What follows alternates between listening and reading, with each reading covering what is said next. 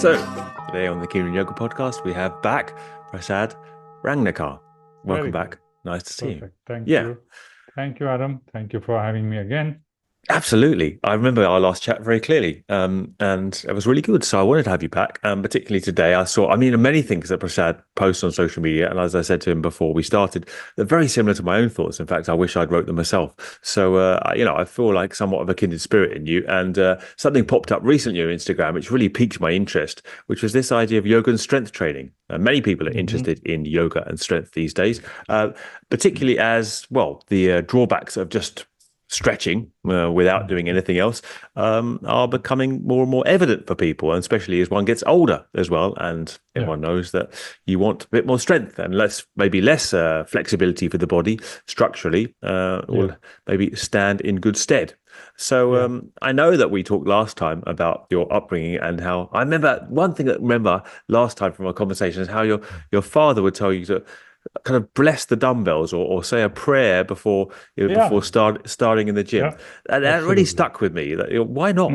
What anything we're doing physically with the body, if the body is sacred, as we say, if the body is something which is a soteriological uh, receptacle of knowledge, then why not? Any way we move the body is potentially has the same significance. So why do we have to have Absolutely. such a bad kind of perspective often? Oh, you're going to the gym or you're doing strength, so therefore, almost not only are you blaspheming yoga, but maybe if you're doing that, then it contradicts very yoga. Even Absolutely. if even if you're doing a little bit on the side, Yeah. it contradicts anything in yoga you're doing. So why is it, first of all, that the yoga community is so against strength training, do you think?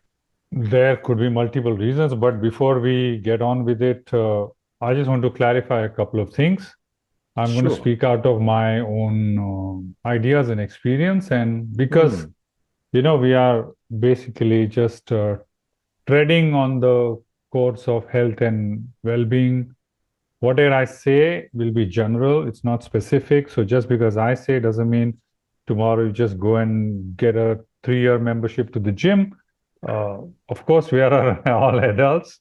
Get the right prescription and right consultation before doing anything. Number two, for me, there's a clear distinction between yoga and asana in the terms of the philosopher Gilbert Ryle. For me, these are two different categories, and saying yoga when I mean asana and asana I mean yoga is a category error, as it said. Uh, yeah, once that is um, clarified, your question was why is yoga community against strength training? Multiple reasons. The way I see it is yoga is the whole and asana is a part. And somewhere we have kind of made the part the whole. And that itself has created a generic confusion because asana has become yoga, and therefore physical practice has become the be all and end all of yoga. When traditionally asana was optional, Mm. was not even optional. I mean, it was not practiced by everybody. It was just practiced in a couple of lineages. So Mm. because everybody enters yoga through asana, we feel that everybody always did. There's an anachronistic fallacy there, error there. We feel that everybody, 2000 years ago, everybody went to yoga class and then they started meditating. It's not like that. So, uh, yeah, somewhere there's this general confusion before we get into why this is conflated with that. Secondly, as an activity, postural yoga has become a competitor with strength training. So, yoga, which is basically spiritual in nature, and asana is just one way of tending to the physical body, which is just one of the multiple layers of human person. So, we diminished or diluted the entire human person to physicality, and then the entire, as you said, ethical, soteriological, epistemological, ontological view of yoga to fitness class. So when that happens, uh, things are already becoming pretty ambiguous. And in that ambiguity, a lot of opinions can be cultivated, right? So there is a confusion. I'm not saying this is wrong or that person is wrong. The whole fundamental ground itself is so confusing, you know. Mm, So what happened is, as an activity, because yoga became asana and asana became all about exercise, it started competing with other form of exercise. mm. Or even that the fact that the significance of yoga being reduced to simply asana, then the asanas became super significant in that they stood for something spiritual in the shapes themselves, right? So Yeah, then it's like, well, if you're not doing these exact shapes, then you're not doing yoga, right? Not correct. that, Absolutely. yeah. Absolutely. And then what happened is, professionally, became uh, yoga teachers became ultimately fitness trainers, fitness instructors, because of the nature of the yoga class, which is almost bordering on a fitness class. In popular Mm, yoga, I'm sure there are a lot mm, of people doing great work. And then what happens is one activity clashes with other. It's like, should I go for yoga or should I go for Zumba? It becomes that. So who is the other competing activity? Strength training.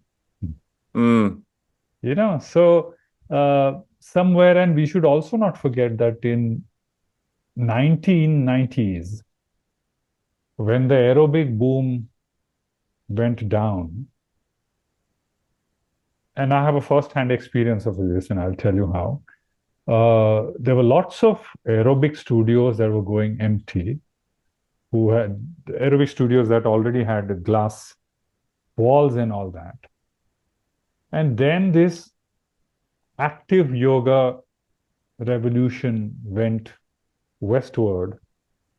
And I know this because when I was doing my fitness training certification in 1998, we had a component, a module of aerobics. And our guest faculty was a very famous aerobic teacher who was a traveling teacher. And one day we were having lunch with him, and he was like, I'm teaching you yoga, aerobics, I know, but the future is yoga. And I'm like, mm. what? In 1998, he told me, because we had hardly any understanding or orientation at that time, being in India of the 1998. So he says, no, the aerobics, I know I've been invited as a faculty of aerobics, but the aerobics boom is dying. People just want to do yoga. And then he told me this, and I forgot that, but then now I remember, how that Right. implication is. Yeah, So yeah, there's yeah. a commercial implication to that too. That's why yoga studios happen to have mirrors still. There's no need of mirrors as such. But it Oh, you just think you they just just converted them over to of a yoga course. studio from an aerobic studio? Yes, I yes, mean, I should have said originally that Prasad is, and I think, grown up in Mumbai, right? And yes, always that's been your place of teaching. Whether it's been, I think you've taught fitness, or as you said, and also yoga. So yes. you've seen a huge change in the situation there, right? And I think people would be interested to know how the Indian market has developed, because I think, I mean, I think he's traveled outside India, and you know a little bit about the Western market. Do you see any discrepancies, or ways that it's different, or has it just simply emulated the way that yoga's been taken outside No, India? first I want to talk about the West. Then I'll come to East because Sure it thing. comes around. You know, uh, I started my training in yoga when I was 8. And Adam, please let me know when I talk too much. Not at all. You're the guest. And I started my uh, bodybuilding journey, not even weight training journey, at the age of 70. My father was a wrestler and bodybuilder. Mm. Okay, so I grew up with both supplementing each other, and there was absolutely no problem with me growing up like that. In fact, I started, after 6, 7 months, I got into competitive bodybuilding and stuff like that at the age of 18 and 19. And Mm. I went to nationals and, state level championships and all. And I had this team of boys in our gym, and I used to teach them 20, 25-minute asana class and pranayam at the end of our training. Uh, the issue is I was always okay with that. I was a fairly big guy doing my asanas when I needed to. For me, there was no dissonance between that. The interesting dissonance started when I started teaching in Europe in 2004, 2005. People rejected me. They say, "You are going to teach yoga, but you look like a sports person. You look," and I just couldn't understand it. I couldn't understand. In fact, I remember there was a flyer which had my photo, and people came, and then when they saw me, they said, "Look, this guy looks like a bodybuilder," and they asked, money back from the host, you know, and I just couldn't understand this. I just couldn't figure this out. Okay, that was then. Now, last year, I just posted a random picture of me in the gym, not even working out, post workout, okay, just sitting like that. And I tagged my gym and I wrote there, and the barrage of messages I had, sir, what happened to you? Sir, why are you doing this? This is against yoga. Didn't expect this of you. Have you Ah, shifted on the other side as if. So, right, right. Ah, this was mainly Indian yeah, yeah, audience. yeah, yeah, yeah. So for me, this was pretty new.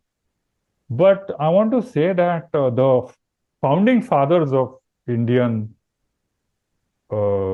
modern asana, modern Yeah. postural yoga per se, Mm.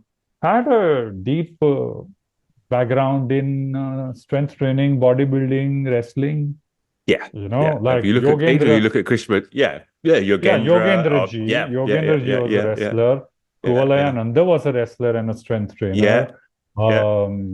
Sundaram was a Sundaram, yeah, but bodybuilder. yeah, yeah, K.V. yeah, Iyer was a bodybuilder. yeah. Bhavan Rao Pratinidhi, the founding father of modern Surya Namaskar, was trained in wrestling, and he gave credits to his father, whose trainer was a wrestler in the early 1800s. So I come from this tradition where strength training and yoga asana was never in opposition. So for me, when I started teaching in 2004, 2005, and people started rejecting me for my build, and they were like, but you should be skinny. I said, why? So, but you do yoga. I said, but what has my body shape got to do with yoga? And then I came to understand how physical yoga has become in the West at that time. The tables have turned now, but at that time I was really, really shocked. Really shocked. So this I has think that's it. that, Right? Yeah, it's interesting. Yeah, yeah. I So wonder if partly it's to do with the idea that if you're in that there's this, whether it's true or not, cosmetic aspect of the gym where someone is assuming, oh, if you're training like that for the body to show the body, then somehow this is ego identification, and this person is therefore, going down the opposite path of yeah, the Patanjalian yeah, idea of disidentification with the ego, right? So I correct. guess Because the this is all bodybuilding culture, because the bodybuilding culture is considered vanity. Like you build yes, muscles for vanity, and because yoga is everything against vanity, ego, pride, and self-conceit, immediately it comes in opposition. Plus, also, I mm. think it's about the form. Unfortunately, modern postural yoga has become so fixated upon the form, that if you're not lean and if you're not wiry, you are rejected. This was Yeah, very yeah, new for me as an Indian because over last 600, 700 years of Indian culture has a beautiful tradition of strength training and indigenous strength training, you know. And there's a lot of link to colonialism with that, but let's not get into that. But uh, for me, it was very new. It was a shock. like 2 years, every year I used to travel to Europe for 60, 80 days to train and travel around Europe in 2003, 2004, 2005. And this was very new for me. Very, very new. Going on to the more practical subjects, what do you Mhm. reckon about then I mean, you said about the doing yoga in the gym and a bit of stretching before, and obviously you mentioned Iyer, the bodybuilder, who actually had his own studio next door to Krishnamacharya. So there's obviously Yeah, some kind of one would assume there was some crossover there or some inspiration, perhaps of Krishnamacharya is doing. Then Sri Sundaram, who was the first person to publish a yeah, book on yoga in the first place, was a yeah. student of the bodybuilder Oh, Iyer, yeah, and yeah, they worked together, and they all and Iyer did yoga, and Sundaram did strength training. So there, yeah, there was never this discrepancy that I think is a Western fabrication. That's kind of what we're driving at, but nevertheless. Do you think that there is an aspect of shooting yourself in the foot, building muscle? And people give me this question all the time. If I'm building muscle and I go to the gym, will my yoga get worse? Plain and simple like that. I think there's this feeling in the yoga community that if you're developing strength, then your yoga you'll get tighter, right? It will detract from your yoga practice. yeah. Did you So find this is that in a your own this experience? I did not. I did Mm, not, but I am an exception case. Like I told you, I cannot consider myself as a sample because I started my asana journey at 8 and my bodybuilding journey at 17. So I was always pretty flexible, not overtly flexible, but we never trained for heightened or hyper flexibility in the school of yoga that I studied. It was for health benefits, wellness benefits. So we were never into excessive stretching to such an exaggerated extent that you compromise on other variables. So for right. me, What school was that? flexibility, I never knew which school you were involved in. it was a school of the disciple of Kuvalayananda, Okay, yeah. like Kavalitam Ashram. Kaivalya Dhams. Mm, mm. One of the main students started a school Uh-huh. called Yoga Vidya Dham, and that school. So we did all the physical stuff too, but it was never about uh, flexibility was not the main concern. The main concern was attention, awareness, mind body coordination, and a general sense of well being. Sense of well being. There was no performative variable to it at all. Though the teachers would demonstrate and stuff like that, we didn't think, or maybe Adam, the culture was very different. People didn't bring their phones to the yoga class and stuff like that. But still, performing as a student was not even an option. So there's a big attitudinal shift that has happened. But you've seen, Uh, I mean, now, I mean, I talk to many Indian students, and the exact same performative aspect of yoga is there with you there now, right? And there in. So when did it change? Absolutely In huge. if No, you're saying that, it is called the reverse pizza effect. It's a yeah, sociological phenomenon. but you're suggesting that before that there wasn't a performative aspect in the culture generally, or was it just not in yoga?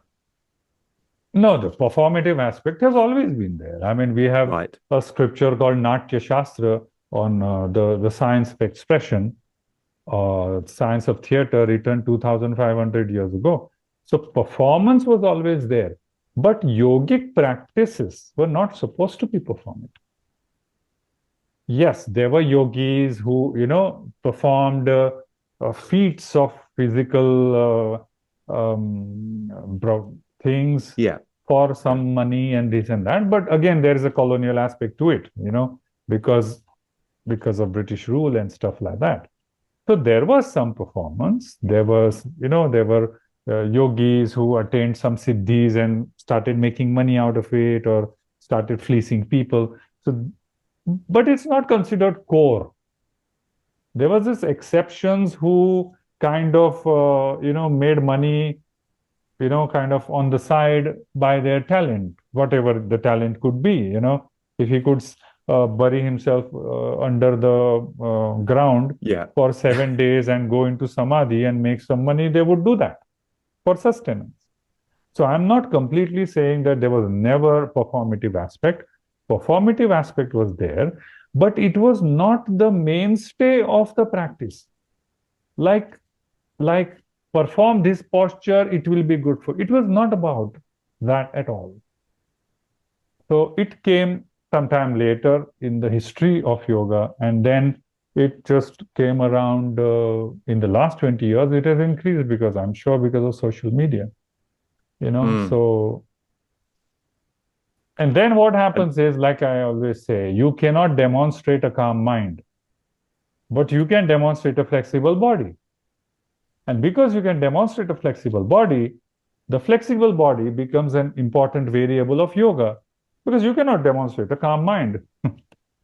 So, well, and then I think there's a conflation of the two, isn't there? An immediate absolutely. conflation. Okay, flexibility therefore stands for spiritual acumen, right? Yes, yes. And it's a sleight of hand, but it's a sleight of hand that obviously kind of, well, runs the But I industry, can't really, I blame suppose. people too, Adam. Yeah. You know why? Because then there are these illustrations of yogis in almost inhumanly feats of performances, like two legs behind the head and things like that, which the yogis did. So people are like, look, ancient yogis, hatha yogis also did that. So why can't we? This is where I think we need to make a difference, is because the hatha yogis who performed these physical feats mainly were not householders, number one. Number two, they were not looking for wellness. They were not looking for maintenance. They did not live a lifestyle like us. They had given up on everything, including their body. So for the term is tapasvis. They were not even yogis. They were tapasvis. So they used their body as a furnace, and through their practice, they literally burnt. It is said, burnt the karmas with it. Okay. So standing, keeping your arm erect for 25 years, you know. I have a friend in one of the village in my state. His guru's guru has been standing up, he's upright Mm, on his mm, feet for last 27 years. These are called tapasvis. So we cannot compare ourselves with people like that because they had complete disregard for the body. They mm. use their body as a vehicle of atonement. Prayashchitta, we call it. By extreme feats of physical labor, I will burn my karmas. And there are ideas like that. Mm. You know? So they were not into maintenance of the body.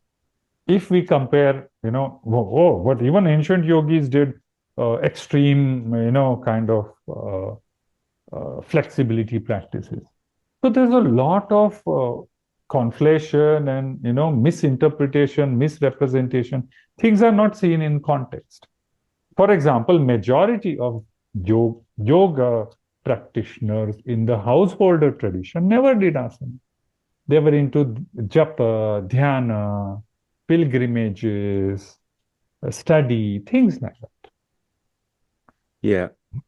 I mean, just listening to it, I'm just thinking that, the the idealization, like some cosmetic aspects have surely come over from the West and been supplanted into Indian culture, whereby the person's sense of self and image now is somehow kind of extrapolated in a Western format as a body beautiful. Whereas, I mean, when I was in Mysore in the early 2000s, I have to say, the general perspective, the kids and stuff and the young people, they weren't caring about the sense of physique that they are now. And even actually, I have to say, in the UK, when I came back, again, similar timing, 2000s, you suddenly got all this wish to have this perfect physique in young guys. Whereas I was growing up, it wasn't like that. It was like who was funny. That was important, right? Like, Yeah, to be yeah, a, yeah, a witty guy, you'd get the girls if you were kind of yeah, funny and cool, and it yeah, didn't matter about your body.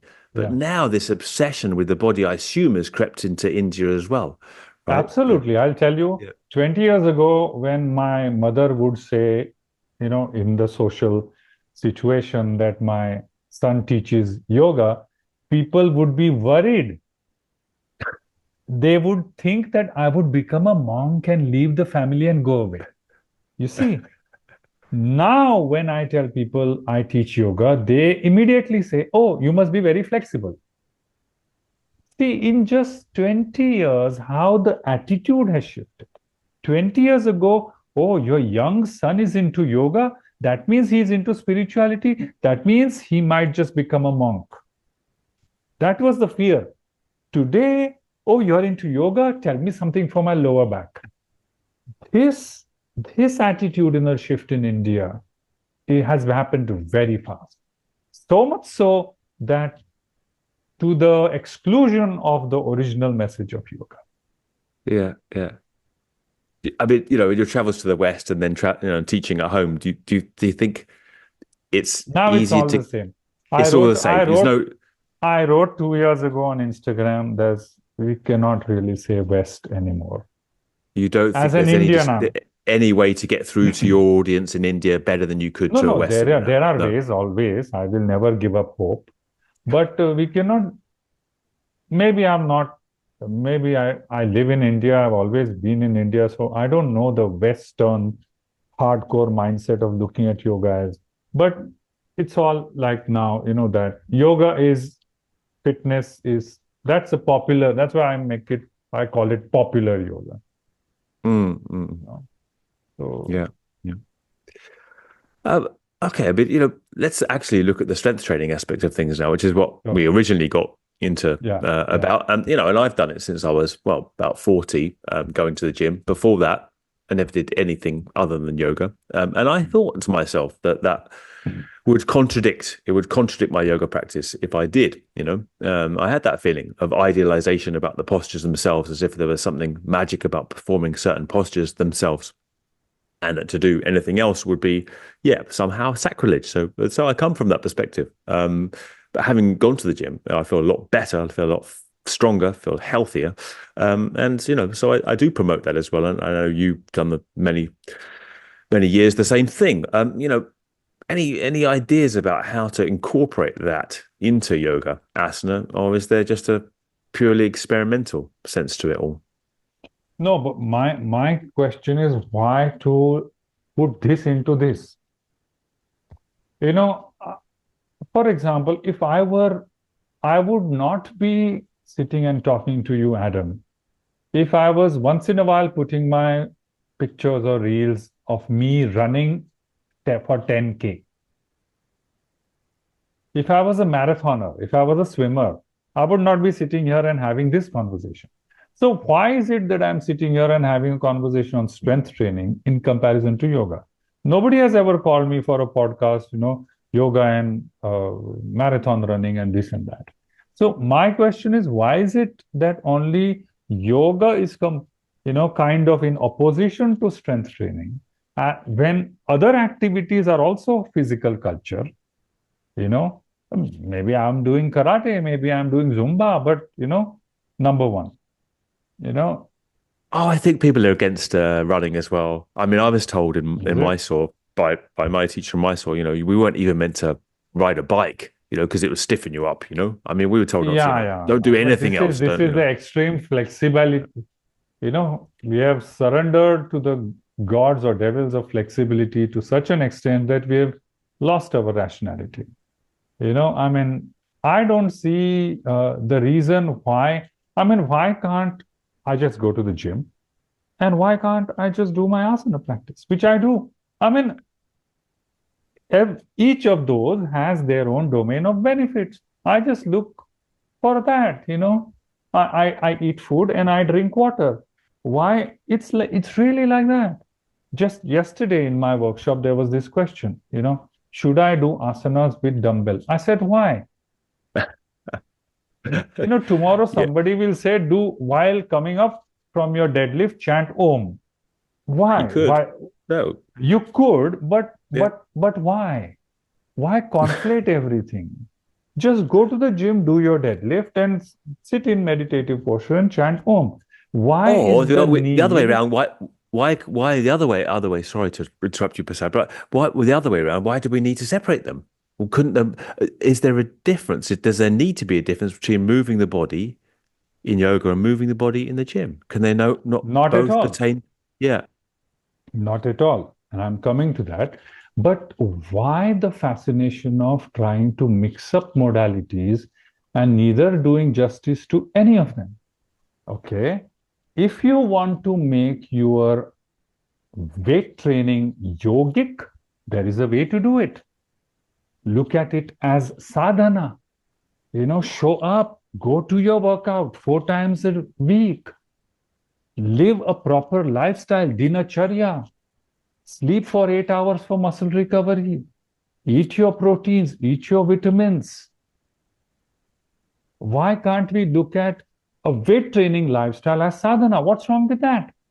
Number two, whenever, and I have trained like this, that's why I'm telling you, this is a very subjective opinion. My breakthrough in meditation, way early, when I was 19, happened when I was lifting my heaviest in bench press. There was no way I could lift so heavy. And when I did 6 repetition, my first thought that I sat upright on the bench press and I was like, no, I don't have such strong muscles to lift this weight. Where did this strength come from? That question that question was my start into starting to explore my mind at the age of 18 or 19. Yeah. Why? Because you can't be not focused when you're lifting big. So your weight training practice can become dharana, a way to make your mind one pointed. And I'm saying this only if you want to make it yogic. Exactly what you were saying. Why can't, you go to the gym, you just zip your mouth, and you're fully focused on your routine. It's just Mm. you, the bar, and your muscles. It's mindful exercise. I work out like this. I'm On the other considered rude hand, in I'm yeah, yeah, considered rude in my gym because I hardly talk to anybody because I don't go to the gym to socialize. I was going to say, on the other hand, if you're wearing your headphones and listening to music and, or checking your messages all the time, then, as most people are in the gym, I mean, less so in India, I have to say, having gone to No, I'm Indian not gyms, sure. They have no, started coming. They but, nowadays there's people have started coming with tripods in the gym you're right. Yeah, you get that as in well, don't India you? too, So It's anyway, in the UK, if anyone's there without headset on, without headphones and a phone, and they're training without anything, people would think they're just insane. There's something yeah. wrong with that person. So Anyway, then there's coming not back that. to your question, Adam, sorry, I didn't answer your And, question. That number one, look at your body and wellness holistically. We don't have to become mm. flexibility obsessed and therefore give asana as flexibility training a priority. Number Yeah, two, find out what yoga can give you and find out what resistance training can give you good and use points. one Yeah, for that. For yeah, me, yeah. why I do resistance training is to Mm. generate stability, to generate strength and power, and above all, to conserve my muscle mass because I'm in early sarcopenia stage of my life. Sarcopenia means age-related muscle wasting, muscle atrophy. You're not that So, old. How old are you? no, no, no. Early, I'm not that old, of course. I'm ageless. At the soul level, I'm ageless. No, but it happens. Do you know we start losing 3 to 5% of muscle every decade from 30, early 30 onwards? So Huh. we are already on the downward slide. So Oh from no. mid 30s, it should become our responsibility towards this vehicle to maintain the muscle mass because there are so many benefits of conserving muscle. So many. So for me, strength training, I look at strength training for its benefit. For me, why I do my asana? For purely for mind, body, breath coordination. for balance, and it just makes me dive inward. I don't know, I'm not lifting dumbbells or barbell or tying my belt or waiting on in the line for some machine. So when I'm on my mat for 1 hour, it's just me and that's it. So I have two proper delineations of who gives me what, and I supplement each with the other. So for Mm. me, uh, it works very well, and oh, yeah, that's it, really. That's about it, really. So, I mean, because you've done both, well, not saying interchangeably, but because you've done both from a very early age, you can't really say whether you would have been, whether it's been detrimental to your asanas, right? I mean, do you notice anything particularly? You say, well, if I didn't lift those weights, I could do lotus better, or if I, do a better No, back because I bend. was No, never so asana yeah, focused yeah, in my yeah, life anyway. indeed. I think we're For circling around that same me, point. I'm sorry to for, go above. for me, no, but for me, asana was a means towards Yeah. stabilizing my body. It was always that. For me, asana was Mm, never. So I remember I still have some pictures from a photo shoot I did in 1998. I am big in my season, competitive season. And I am fairly flexible. I am sitting in Padmasan and, with a picture like this, and, so I'm okay. fairly flexible there. Send them on But over for our graphic. We'll have to show you now and show you then. That'd be really interesting because I mean, obviously, you're talking to if you're not listening on a podcast, Prasad, you don't look skinny, but you're certainly not looking particularly, kind of overly muscular here. Not to that's a backhanded compliment. He's not looking like a massive bodybuilder at all. I'm sure you could flex your muscles no, and look because bigger. Yeah. no, it's not about that. It's about, age appropriate muscular retention. Yeah, yeah. Somebody I might mean, look big and have 30% body fat. My body fat is yeah, pretty much in minimal. athletic zone, and I Yeah, have yeah. more than required muscle mass when I do my body composition test. So, which is fair enough. And given What my about travel, I cannot maintain much muscle mass even if I wanted to. So I have to come to a practical level of muscle mass that I can sustain, and this is what I can sustain. Yeah, very sensible. What about the food? I mean, because obviously traditionally the yoga diet is vegetarian, and people will say, well, if you're trying to build muscle, some people would suggest that that means eating meat. What do you think? It's an ethical conundrum for each one of us to solve. I'm not here for any prescription because it falls in, axiological domain, right? What is what for you? Because for some people, even onions and garlic is Mm, not permissible, and for some people, under the right conditions, even animal meat is permissible as medicine. So mm.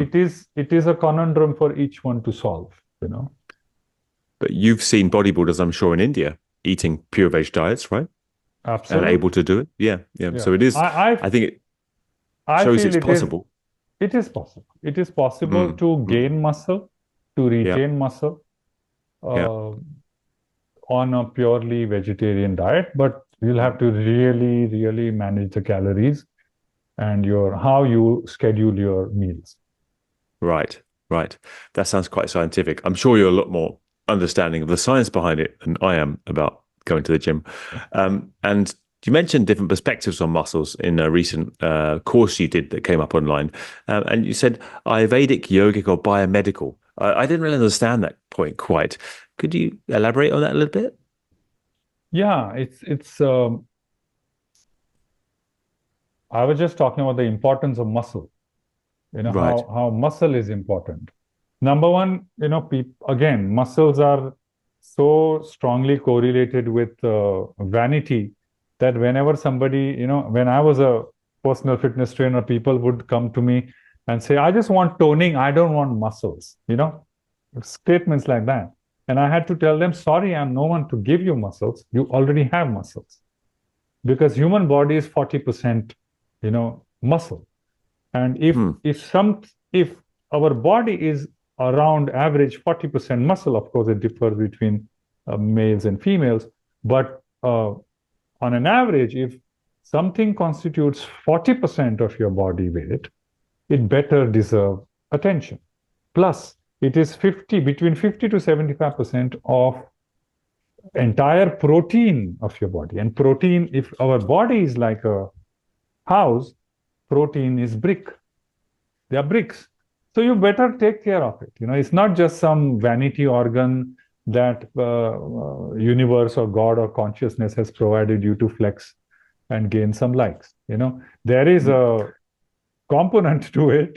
you know Now usually what people know is the structural component. We need muscles for to stand erect. Functional component, muscles make us move. Protection component, but there are many. Now what I like is in last 10 years the research has gone so amazingly deep into how muscle has importance when it comes to immunity, okay, production of cytokines. Muscle is a cytokine producing organ. Not just that, even inflammatory response. Okay, people who have weaker muscle mass have higher inflammation.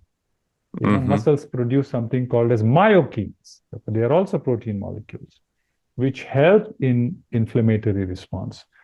Brain function, there is a protein called clotho. This clotho protein is everybody's raving about it in the right circles. About this clotho protein, which literally is in charge of neurogenesis, rebuilding of your neurons.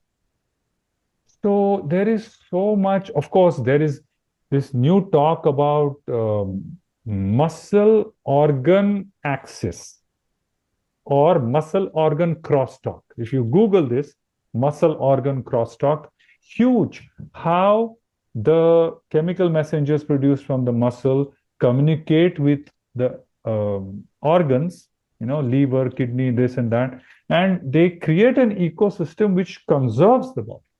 So this was what I meant by biomedical perspective. Hmm. I'm not going to go into, there are many points like these, like for example, grip strength is directly proportionate to brain degeneration. Hmm. So there's a correlation between weaker the grip, more the effect on the brain, things like that. Hmm. So this was the biomedical perspective that I Yeah, went into. understood. But also Ayurvedically, for example, in Ayurveda, now Ayurveda works with slightly different structure, okay, of variables. They talk about seven sapta dhatus or seven humors. One of them is mamsa. Mansa means muscle, okay. Now, interestingly, muscle in Ayurveda, in Shushruta Samhita, is correlated to bala. Bala means strength. Okay. And bala, strength, is considered to be a major variable to have implications on roga, means illness and disease. So 2500 years ago, Shushruta is giving a correlation that modern science is now starting to talk about immunological benefits of muscle. Not just that, Ayurveda being a holistic science, it correlates bala, bala means strength, okay? Deha bala, physical strength, with manasik bala or mental strength. And it actually talks about how physical strength can have direct implication on mental variables, including compassion, including Hmm. humility. And it is so interesting for me. Then, thirdly, muscle in Ayurveda is dominated by earth element. What is the function of earth element? Structure. And the same is what biomedical view is saying. Muscle gives structure. Not just that, muscles are primary organs of generation of warmth in the body. Now, Ayurveda talks about something called as Mansa Agni, the Agni, the fire of muscles. And it has many implications, but one of them is to keep the body warm. So what I was trying to say, when in my workshop is that if you want to see things in perspective, there's no really differentiation. So because we just have to interpret the language. If Ayurveda says muscle is dominated by earth element, we have to look at it as stability, structure, which is similar to what biomedical science says. This is what I was trying to Mm, say. So for me, yeah, there is yeah. no opposition. It's not like Ayurveda is saying muscle is water element. No, it cannot say muscle is water element. This is for me how I reconcile ancient science and modern perspective because I have graduate degree in biology, so I like to correlate those things, you Mm, know. mm, mm, mm. So for me, there's And no opposition. now we should be looking for bodybuilders as the most compassionate of people then. Ideally, Mm. ideally, but then we have other um, variables like genetics and everything too, diet, steroid abuse. yes. um, People might say then, I haven't got time for the gym. I haven't got time to do strength training and yoga. Right? Like, can you get your strength training out of yoga, do you think, Number one, without doing, Yeah, nobody sorry. has time. You have to find time. In general, yeah, nobody has time. You have to find time. If when I find somebody saying I don't have time, I don't I don't perceive them as busy. I just perceive them as inefficient in You just look managing at their the time. number of hours they spent on the phone. Give me a phone. Let's see how many hours you spent on Instagram. Um, Sure, please. Yeah, yeah. What about this then? Like, if someone says, "Okay, I've got X number of hours a week," right? It's a fact. I'm very busy. I've got kids, I've got a family, I've got a job. How much should I do yoga and how much should I do strength training? What about that as a more practical question? I could shave off my asana practice, right? I've got an hour for asana a day. Should I do 40 minutes of asana and 20 minutes strength training, or should I do four days of asana and 3 days of strength training? Have you got any idea, practical solutions about Adam, that? these questions are very related. I don't want to give a generic answer because it's really very, for example, it's not just about time, it's about how does your body respond. For Right. example, each one of us is born with different types of muscle fiber. Some Yeah. some people's body is fast responsive to weight training. Some people's body is not. So Mm. I don't know what kind of muscle fiber dominance you are. So I cannot say. But coming Average. back to your original question, uh, I believe both are important. Now, if you want to get one out of the other, it is possible. It is possible to become strong only by doing asana. But after a while, what happens is you reach a plateau. Mm. Because for muscles, just like your intellect or your compassion, you need to challenge yourself. There's a principle in exercise science called progressive overload principle. Just Yes. like, Yes. just like asana practice. Today you are stretching to your knees, after Mm. 6 months Mm. you'll stretch to your shin. So you're progressively overloading your limitation. You have to do the same with strength gain too. Why only flexibility?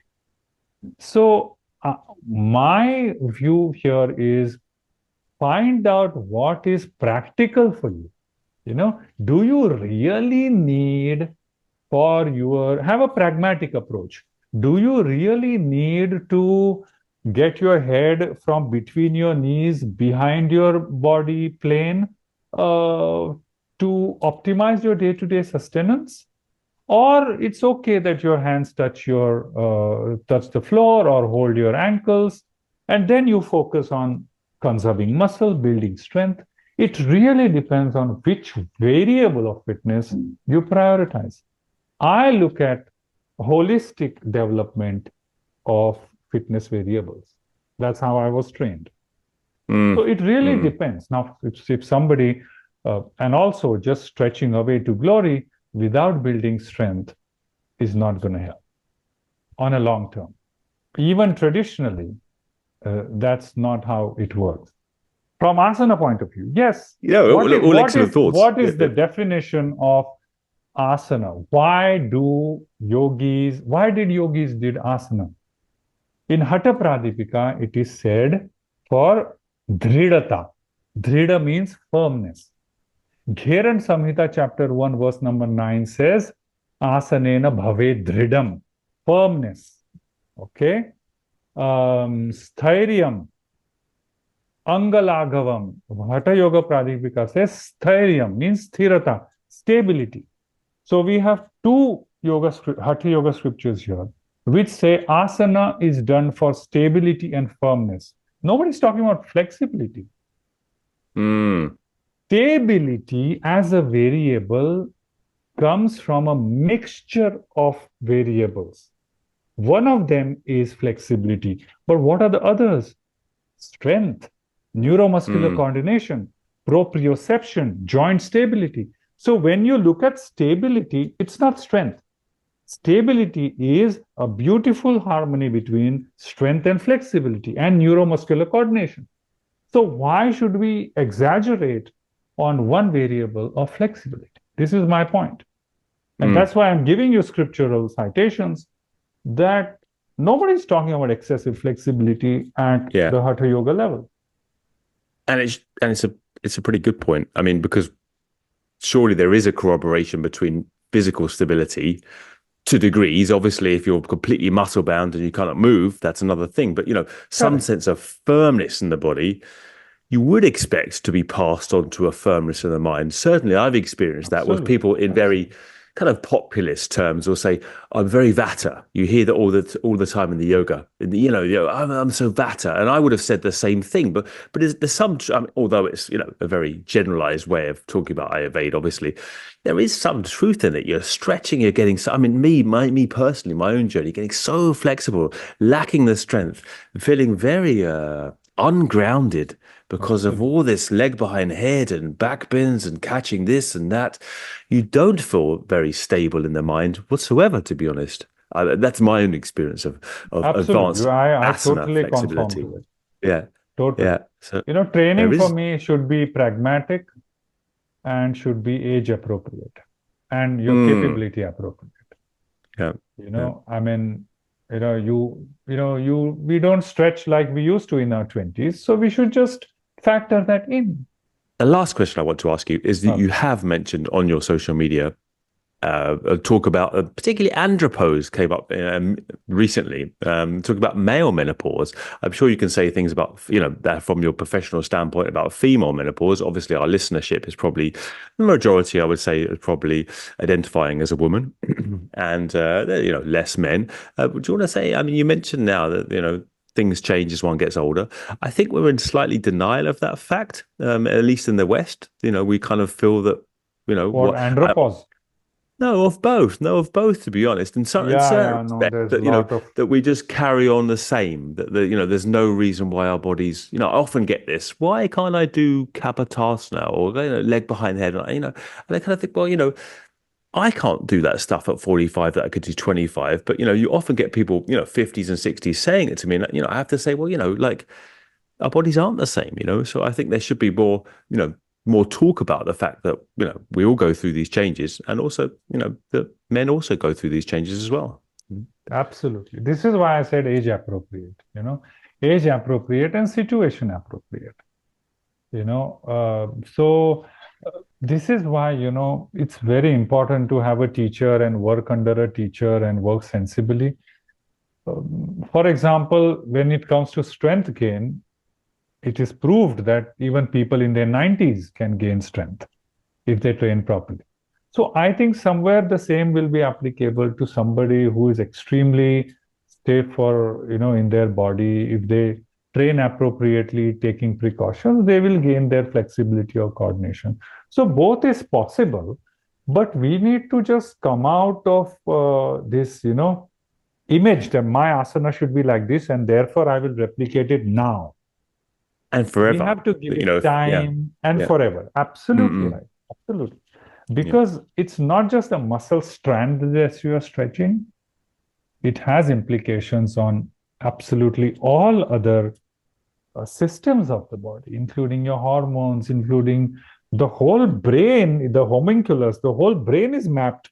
Uh, the muscle map of the body is there imprinted on the brain, So anything that happens here is going to light up in one part of the brain. Anything that happens here is going to light up in another part of the brain.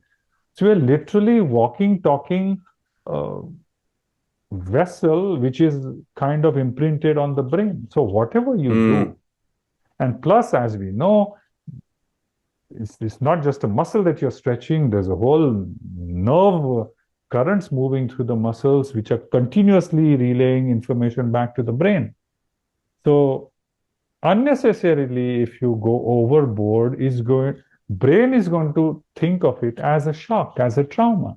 And then to heal out of that is going to take another few years, especially if you're older, then even more. So we need to, that's why critical thinking, acceptance, these are variables that we need to, you know, talk about.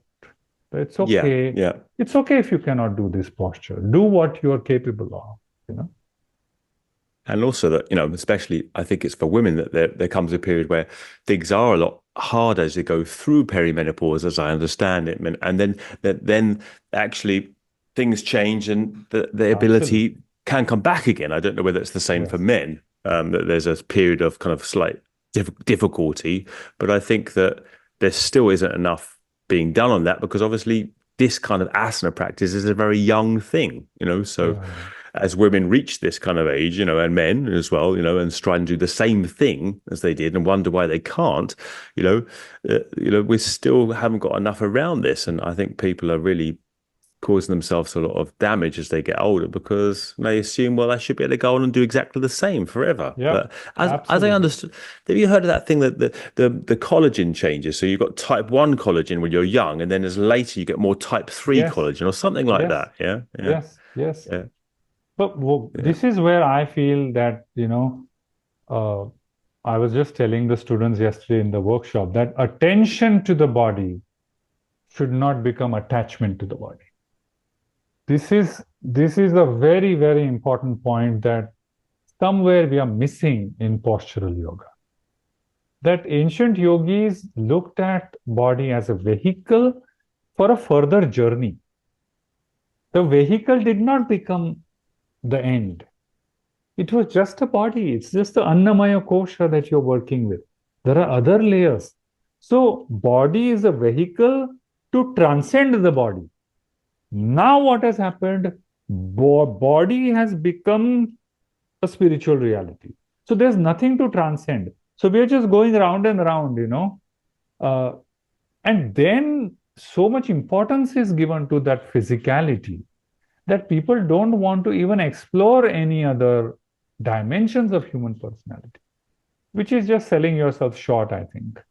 You know, Mm. that's why I left yesterday my course. I ended by saying that don't let you give attention to the body, take care of the body, but don't convince yourself that body is the only thing you are. There are aspects of your personality. There's a mind, there's behavior, there is whole genetic history that you're carrying forward. If you don't even believe to something called as self or soul, still there are multiple aspects to you beyond the body. If you just get, if you, then it becomes this Cartesian dualism, like, Mm. or like Plato said, body is the prison of the soul. So it's not really. Body is just a vehicle.